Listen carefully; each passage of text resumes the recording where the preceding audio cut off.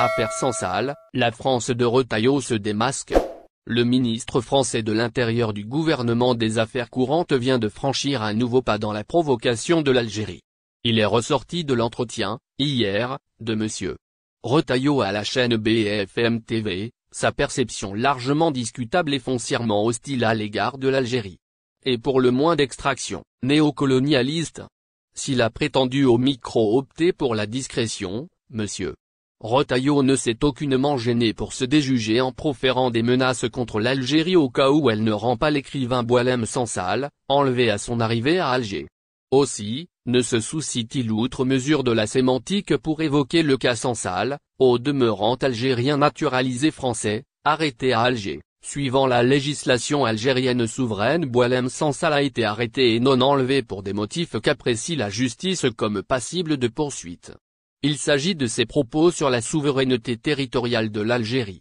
Ces affronts à son pays ne l'ont jamais empêché de séjourner régulièrement à Boumerdès où l'écrivain avait ses habitudes et où il se ressourçait, jusqu'à ce qu'il fasse sien le rêve expansionniste du Maroc du grand-père à Mohamed VI et l'éphémère ministre de l'Intérieur, du gouvernement Barnier, qui s'était, par ailleurs, illustré par ses positions racistes vis-à-vis de l'immigration, aussi réglo eût-elle été, parce que l'extrémisme de monsieur déborde ses propos pour verser dans le paternalisme colonialiste, le ministre croyant, comme ses aînés nostalgiques de l'OA et de l'Algérie française.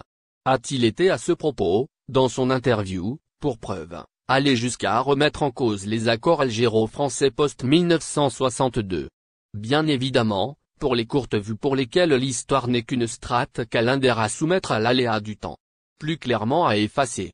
Il s'agit de l'accord de 1968, objet d'un grand débat en France dans une séquence électorale qui voulait évacuer les graves soucis économiques du pays pour focaliser sur l'Algérie. Le ministre a emprunté un raccourci à risque par la remise en cause, y compris de Gaulle parce qu'il était, a rappelé le ministre, derrière cet accord très particulier et beaucoup trop dérogatoire.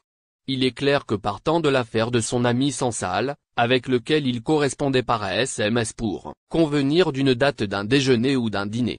Donc, c'est quelque chose qui me touche, le ministre français fait ressortir, à travers ses propos, ses fondamentaux idéologiques révisionnistes, racistes sans aucun doute.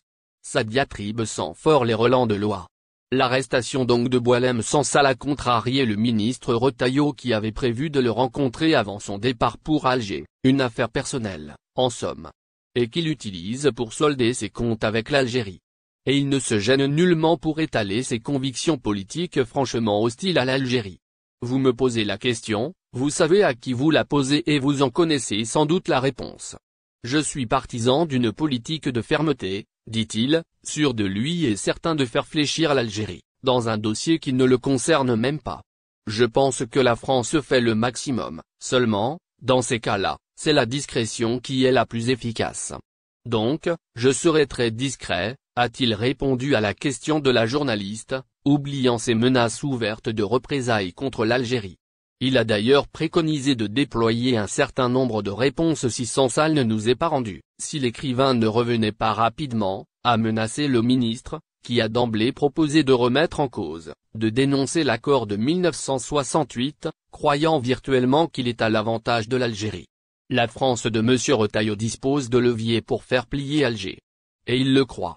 Le chantage au visa, qui est une ancienne trouvaille française mise en œuvre dans les années 1990 lorsque la France de Mitterrand croyait en la victoire des extrémistes islamistes.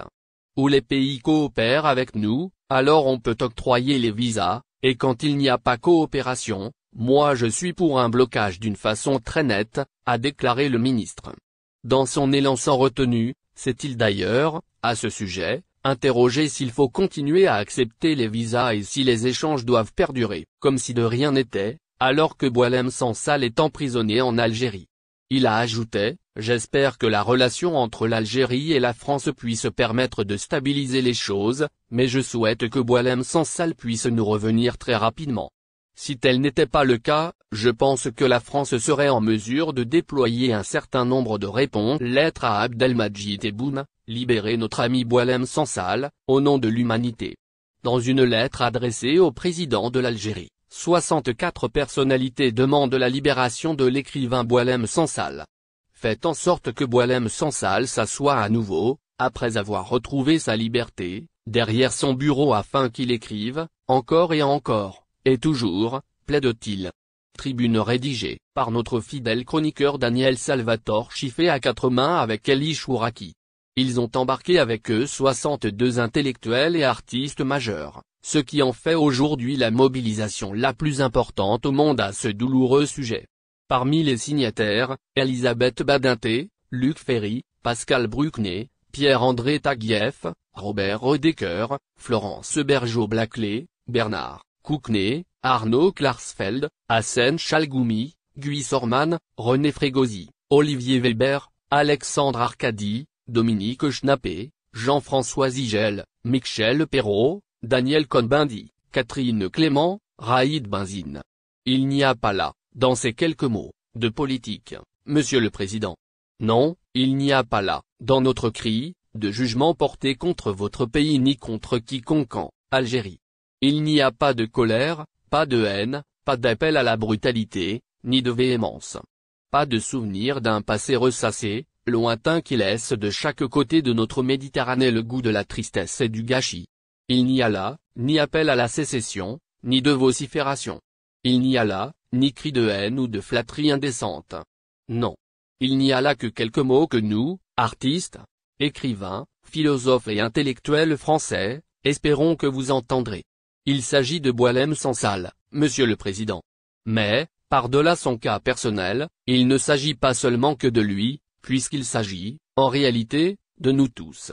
De nous tous, oui, nous tous artistes, écrivains et intellectuels, qui devons, quelles que soient nos opinions, quelles que soient nos idées, et nos manières de les exprimer, être artistes, écrivains, philosophes ou intellectuels. Nous devons pouvoir créer, écrire, réfléchir et penser, Monsieur le Président, filmer, peindre, sculpter ou jouer la comédie, sans contrainte.